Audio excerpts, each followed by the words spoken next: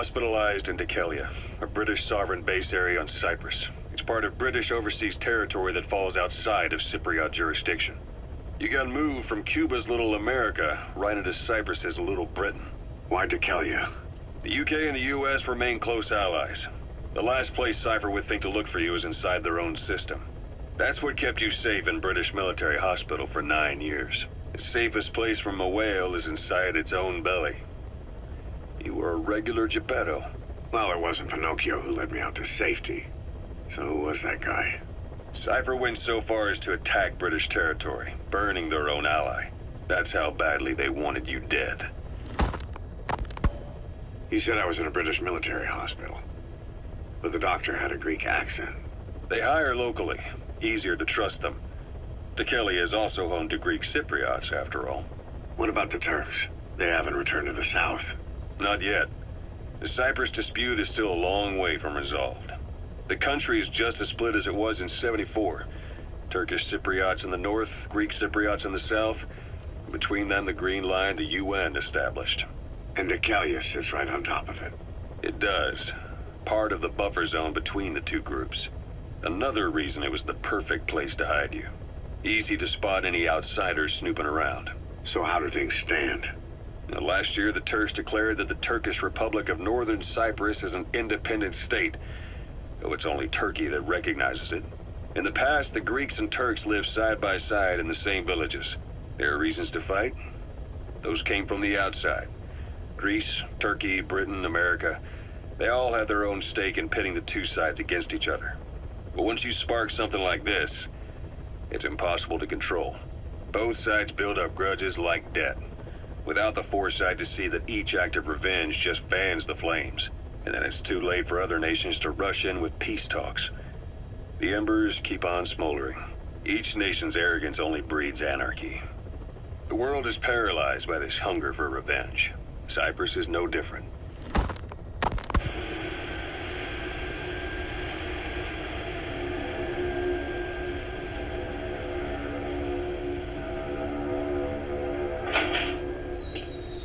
You're up. We're changing ships? We can't go sailing the Suez in a whaler. The Suez Canal.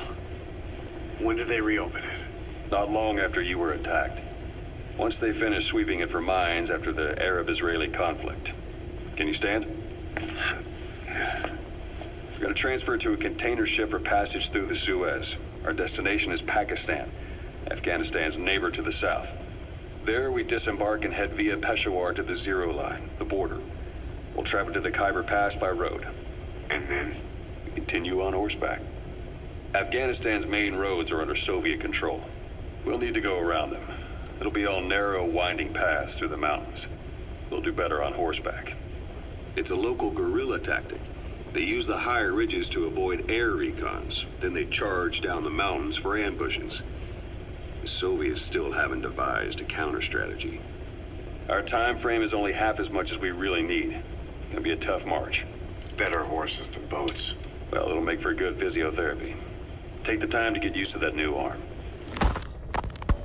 While the Soviets have indicated they are not participating in the Los Angeles Olympics, primarily because the United States has made no attempt to guarantee the safety of the Soviet Union's athletes, the United States is increasingly demonstrating the belief that the issue has nothing to do with its preparations, and in fact this is retaliation for the Western nations' boycott of the previous Moscow Olympics. That concludes today's news. That's quite some news. The Soviet Union not attending the LA Olympics? Yeah. Andropov's death has changed some things. They're calling it revenge for the Western boycott of the Moscow Olympics. Countries boycotted the Moscow Olympics? Yes.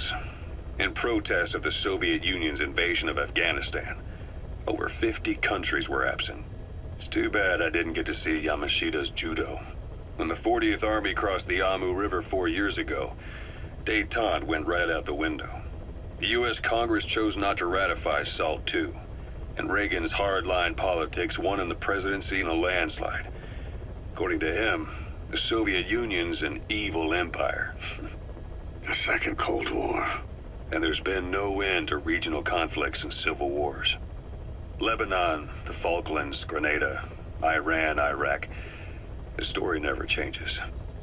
Egypt and Israel did sign a peace treaty. But then the driving force on the Egyptian side, President Sadat, was assassinated afterward. Apparently, his actions were considered a betrayal of his fellow Arabs. Islamic extremists? Yes, fundamentalist extremists have been responsible for some bold acts of terrorism in recent years. We've had extremist students in Iran take U.S. embassy workers hostage, and suicide bombings in Lebanon. Over 300 foreign soldiers stationed there have been killed. But countries have yet to develop an effective means of dealing with terrorism. Afraid of losing their own men, they've pulled their forces out, handing private forces a golden opportunity. Private forces? Small armies with no national affiliation, working for the highest bidder. That's right, they got the idea from you. After Mother Base went down, they began spreading to meet the soaring demand. Miller's organization is just one of many PFs now. The entire world is after you. But at the same time, it needs you too. Miller told me about what happened in the Caribbean 9 years ago. You do remember Miller. You'd formed a private army with him. An army with no allegiance to a nation. I remember, but... I see. You're not sure what's fact and what's a fantasy caused by the Koma. It's still all a mess, huh? All I can do is tell you the facts as they were told to me. I've gone easy on you up until now, but this is where the hard stuff begins. 1974, the year before you entered your coma. You were in Colombia, operating with a small unit of men, basically mercenaries. Miller was among them. Miller was trying to find a way to turn his and your talents into a line of work. He was looking to start a business where you would fight on behalf of others around the world, those who needed military force. But the reality was, at that time, you didn't have enough gear to equip your own men. Then Miller came across this client. It was a huge job he was offering, but you had a shot at pulling it off. You accepted it and headed into Costa Rica. The client even threw in an offshore facility in the Caribbean. The Mother Base, that would be your new base of operations. Miller sure did have a head for business. As your mission went on, your unit grew and grew. More weapons, more money. Before you knew it, you were commanding 300 men. As the organization got bigger, your military powers swelled to match. It got so the international community couldn't afford to ignore you. You were just too damn successful for your own good. You, your men, had worn out your welcome. Everyone was out for you. East, West, First World, Third. It was only a matter of time before someone took you down. And that was XOF. Officially, they're an anti-terror unit under the CIA. In reality, they're Cipher's private strike force. They lured you to Cuba using Chico, the Nicaraguan revolutionary kid, and Paz, a mole who worked for Cipher as bait. While you were gone, XOF, posing as a nuclear inspection team, stormed Mother Base. At the same time, C4 they placed on the strut legs went off. The whole thing went down in minutes. XOF. Kisses and hugs followed by a big FU. All because of Miller's blind spot. A back door into Mother Base no one suspected. You remember a certain scientist. Huey was responsible for bringing the inspection team on board, giving the enemy a perfect opportunity to hit you at home. You were returning from Cuba when it happened. Mother Base came damn close to taking you with it into the Caribbean. Those of your men out on assignment returned right away. They refused to believe the wreckage in the water they found was Mother Base.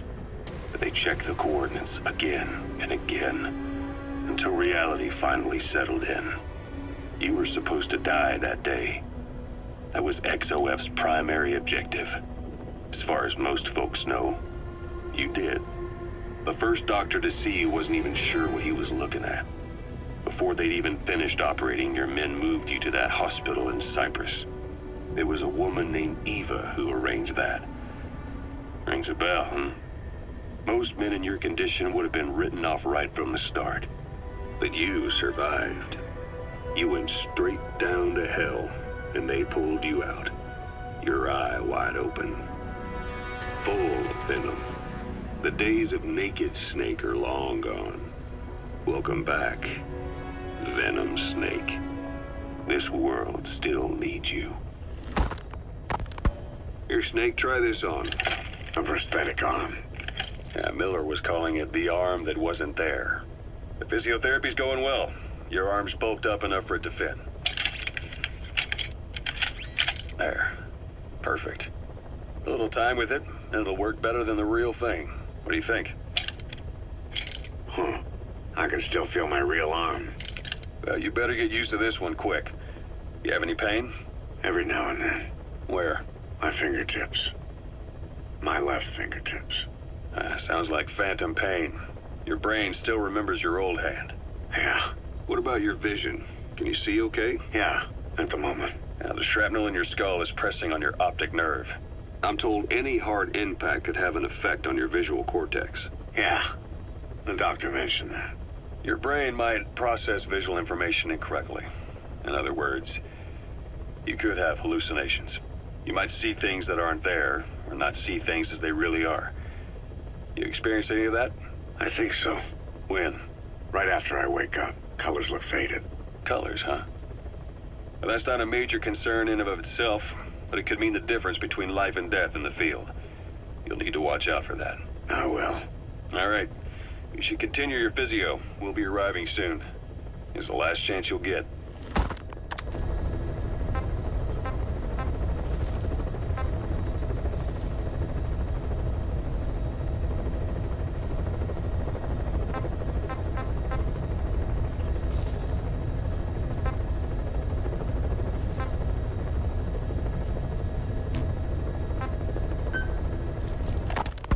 Ocelot.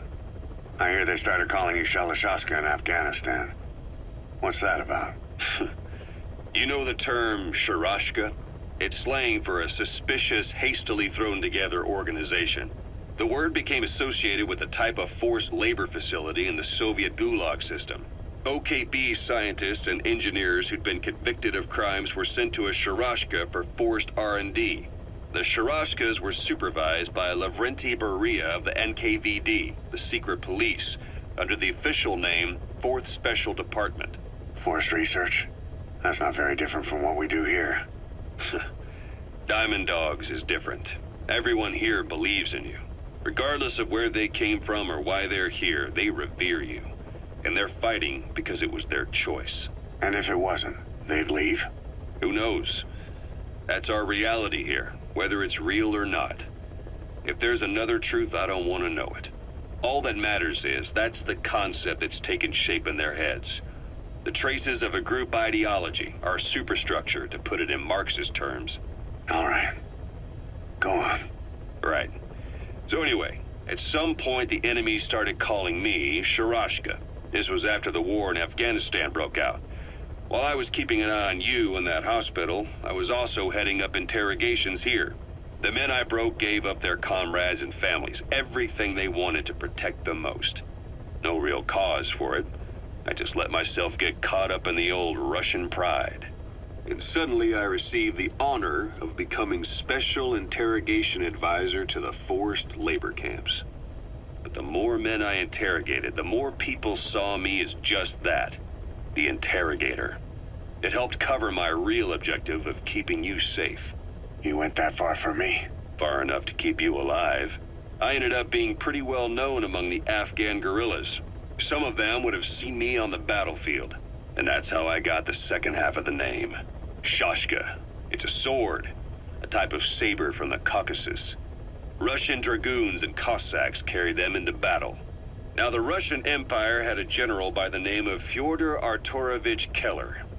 His bravery earned him the nickname Russia's greatest Shashka.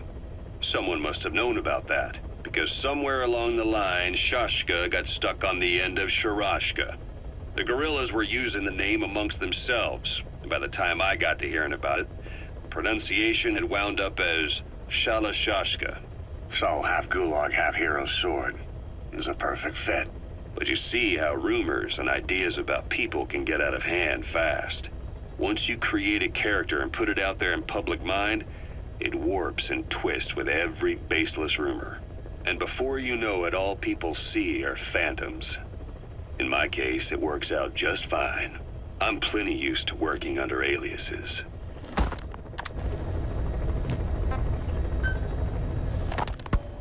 So SALT II still hasn't gone into effect. That treaty was drawn up to limit not just the size of the U.S. and Soviet Union's nuclear arsenals, but also their delivery systems. The whole deal. Just when we thought all those years of negotiations had paid off, somebody decides to invade Afghanistan. The timing couldn't have been worse. The president was in the middle of the SALT II talks back then. You mean while you were busy trying to stop Peace Walker? I heard. President Ford was meeting with the General Secretary in Vladivostok. In his absence, the political brass in America detected what they didn't realize was false nuclear launch data from Peace Walker, and were on the verge of ordering a retaliatory nuclear strike. Coleman's big idea?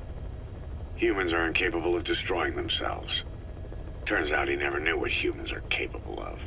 If that AI, the boss, hadn't found a way to stop the fake data transmission, they probably would have gone ahead with the launch. Deterrence was revealed as the pipe dream it was. All thanks to you. And her. The U.S.-Soviet talks looked set to fall through. What happened in Nicaragua no doubt helped trigger a change of heart.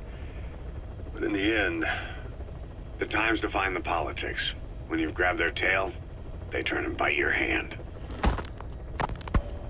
I first met you 20 years ago now. The place was Selenoyarsk in the Soviet Union. We were enemies. I was with the GRU. You were still fighting for America. 1964. Operation Snake Eater. Its objective? The assassination of the legendary soldier known as the Boss. When you returned home successful, they awarded you the title Big Boss. Your CO, Zero, sought to carry on the boss's will by covertly establishing his own organization. You knew the original members from Operation Snake Eater. From America, there was David O, or as he was to you, Major Zero. Donald Anderson, aka Sigint, Dr. Clark, who went by paramedic during the operation, and the fourth, you. From China, there was Eva, and me, Ocelot, from the Soviet Union. 6 in total. To us, government notions of friend and foe were meaningless. As were East and West, we joined forces by our will alone. Our objective was to fulfill the boss's dying wish, to make the world one. And to do it, Zero used the Philosopher's Legacy, the secret war fund you obtained during Operation Snake Eater. This organization would go on to become Cipher. I, on the other hand, was left with the problem. You only recovered half of the legacy. I had to locate the other half myself. When I found the funds, I passed them on to Zero, just as you wanted. I still trusted him in those days. We thought what he was doing was the boss's will, until he started that one project. Les enfants terribles, Zero called it. You parted ways, as did Eva, leaving only Anderson and Clark still with him. I maintained limited contact, although truth be told, we were just keeping tabs on one another. The reason was always you. After you returned to the Army and created Foxhound, you left America. For a time, even I'd lost track of you. I'd imagine Zero did too. You always were the best when it came to hide and seek. Zero created Cipher, an information network to tap into every corner of the globe. Woven together, Cipher's arteries make the world just one big organism. And that's not all. It also monitors the thorn in Zero's side. That's you, tracking your coordinates wherever you might go. The further you strayed from your roots, the larger Zero became. It's as if he was trying to close the gap between you. But before long, he disappeared from public life. Only a few people had direct contact with him. For a time, I was one of them. Then a year after you fell into your coma, he slipped out of sight entirely. Since then, nothing. No photos, no recordings, not even a reliable rumor as to his whereabouts. I tried every method I could think of, but Zero was gone. Freed of his control, his creation, his power continued to grow. Cipher is a great beast, and Zero was its spine. But even without him, it's endured, evolved. But now its body is rotting, riddled with parasites. Parasites like the ones who attacked you 9 years ago in the Caribbean, and then at the hospital. Cipher's Black Ops Unit, XOF. They learned where you were, and came to wipe the slate clean.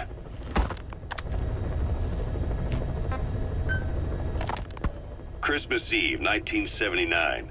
The Soviet Union rolled into Afghanistan. Muslims had revolted against the Soviet-friendly regime established the year before. The DRA forces could no longer contain it themselves, so the Soviets went in to intervene. The Afghan government was powerless and fraught with infighting. They lost the hearts and minds of the people, and that alarmed the Soviet leadership. With the Islamic Revolution happening in Iran, the Soviets felt they had to act fast or risk the spread of Islamic revivalism. A superpower, sending a motorized rifle division against men on horseback with antique rifles. Everyone thought it'd be over in an instant, only it wasn't. Some Muslims made their fight a jihad, a holy war, and began a guerrilla campaign on all fronts. A war of attrition. These fighters call themselves mujahideen. They're being supported by the West through Pakistan. That's why Miller was involved. He was training them near the Zero Line, sponsored by the CIA. The war has become a nightmare for the Soviet troops stationed here. They thought they'd be headed home in 6 months at the most. Then a year passed. 2 years. Now here we are 4 years on with no exit in sight. Afghanistan has become the Soviet Union's Vietnam. The Soviet troops on the ground want to go home, but at least they have homes to go back to. The Afghans have lost theirs. The Soviets destroy the kishlaks, villages, wherever they can.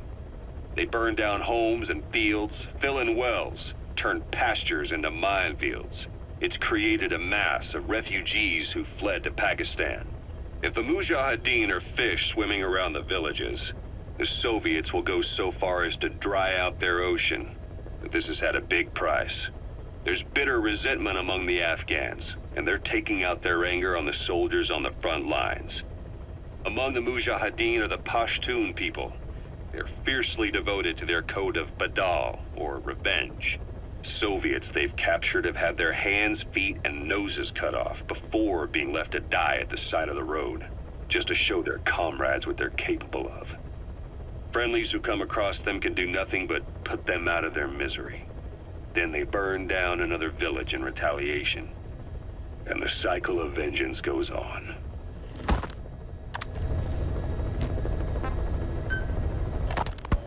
Kaz, what about the unit that attacked us in the mist? You knew something about them. That wasn't my first run-in with them. It happened right before I was captured by the Soviets. We were on the Zero Line that day, the Afghan side, on our way back from training the Mujahideen at a mountain camp in Kunar province. There's a lot of that work in Afghanistan. Most PFs shy away from it because it draws too much attention. But for us, that was the whole point. The job itself went great. We just had to make it back to a tribal area in Pakistan. But all of a sudden, visibility got real bad. It was no sandstorm. Our point man gave this strange report. He said he could see skulls in the mist. Skulls? The next moment, he went silent. We scrambled into formation, right before his arms and legs came raining down on us. It was always supposed to be a dangerous mission, so I had Diamond Dog's very best with me. We were calling out to each other. But one by one, their voices just went dead. Whatever happened to me, I lost consciousness before I knew it. When I came to, I was in a Soviet camp, tied to an interrogation chair. Could they be some new Spetsnaz unit? No. The ones that interrogated me were just the average rank and file. Whatever group attacked us, the way they moved was just insane. And that mist, appearing out of nowhere. The Soviets don't have tech like that. If they did, Ocelot would have heard about it. I doubt the West does either. Otherwise, the folks at Langley would be sleeping a lot easier. Why'd they come after you? Wish I knew. I'm the only one who survived. Though I don't think they planned it that way. If I was their target, they wouldn't have just handed me over to the 40th Army. Whatever the case, we need to watch our step until we know who they really are. And boss, If you ever do run into them again, don't try to take them on. You just get the hell out of there. When I first started dealing with Zero, with Cipher, it was a somewhat parasitic relationship, though a mutually beneficial one. Cipher had no army of their own, so they wanted us. They wanted our strength. They approached me as a potential business partner. But they had other motives. Cipher coaxed us into Central America, into that US-Soviet proxy war, to fuel Mother Base's growth. Once we were big enough, they'd force us to join them. That was the plan. That's why they had Paz, still Zeke. Right. And if we refused, she would use Zeke to fire a nuke from Mother Base. The world would consider us a liability, and countries would unite to destroy us. We stopped the launch. And yet they still took us down, through that fake inspection they orchestrated to cover up their sabotage. That power Cipher wanted.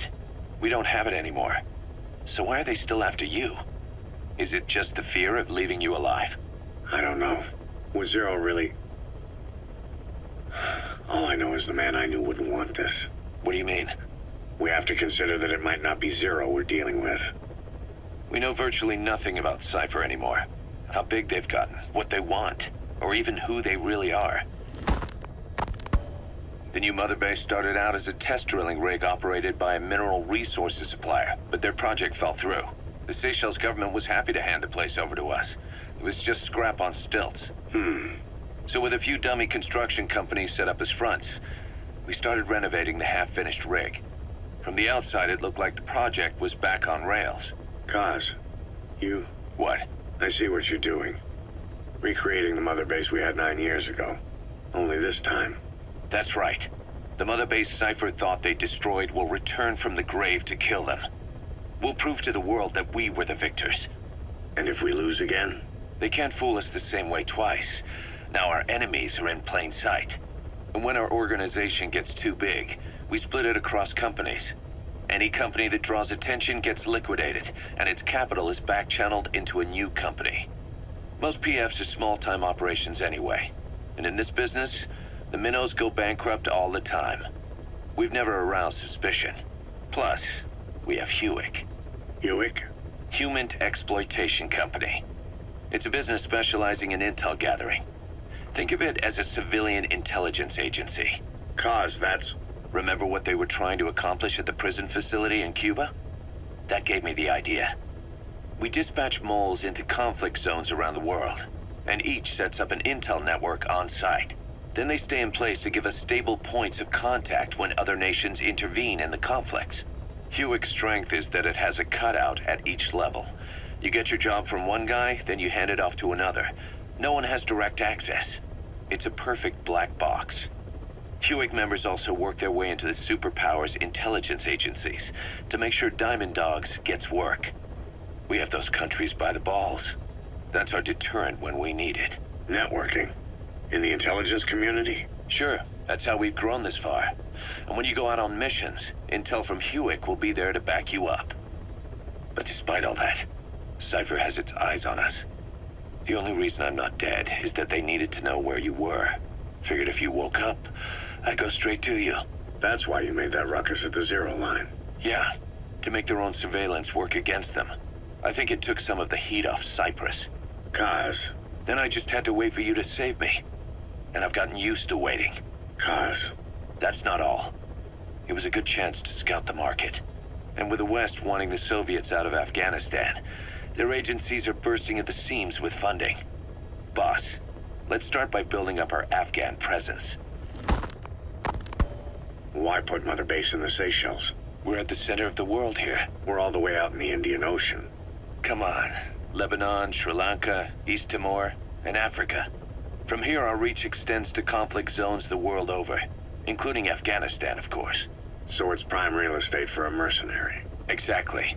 Latin America isn't as close as I'd like, but we have Amanda and her people to help in that department. And besides, the Seychelles government owes us a favor. Owes us? The Seychelles has strong ties to the east, which the West wanted to shake up. It came to a head 3 years ago, in an attempted coup. It was a force of South African mercenaries, with U.S. backing behind the scenes. They were only platoon size, but South Africa is home to some heavy PFs. Too much for the Seychelles to handle. In the end, they accepted help from the Tanzanian army and quelled the coup.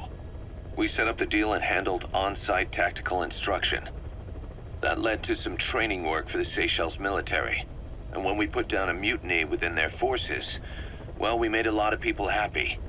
They don't pay us. They just let us have a piece of their offshore territory on the promise we'll come running if something else happens. So we're bodyguards, too. It's a good setup. We can only take Mother Base so far here. We'll have to find somewhere else when this place starts getting big. Aren't you being a little hasty? Nothing hasty about it. You're back with us now. So, Kaz, the ship that took us from Cyprus, it used to be a whaler. Yeah, a Japanese vessel. How was the voyage? It was... stimulating. Well, she was part of a whaling fleet up until a few years ago. Her displacement isn't anything to write home about, but she can really move. She still had plenty of life left in her, but then the work dried up. Global opposition to whaling has been mounting for years. Is that right? The push to ban it has been gaining traction for a little over a decade. Individual species came under protection as the years went on. And then 2 years ago, the IWC adopted a moratorium on commercial whaling. Several countries, including Japan, fought it to the bitter end. But eventually, most whaling companies had no choice but to throw in the towel. You ever tried whale snake? Can't say that I have. When I was a kid in Japan, practically everybody ate it. That good, huh? The country was poor in those days, and whale was cheap. International opinions changed since then. In any case, that's why we were able to get a bargain price on the ship. Of course, we did end up spending 5 times the purchase price in modifications. We had to really work to fit in all the ESM and communications gear while keeping the whaler look intact. Right now, she's going around conducting SIGINT missions. In the future, we plan to use her as a communications relay base between you and Mother Base, and also as a chopper resupply vessel. Diamond dogs. The word diamond originally comes from the Greek adamas. It means indomitable, unyielding. Other words for the stones often mean eternal bond, fortitude, or purity. The same is true of the Star of Bethlehem flowers you laid on the boss's grave. They represent innocence, as well as chastity, yielding to no man while maintaining one's virtue. In other words, staying loyal to something.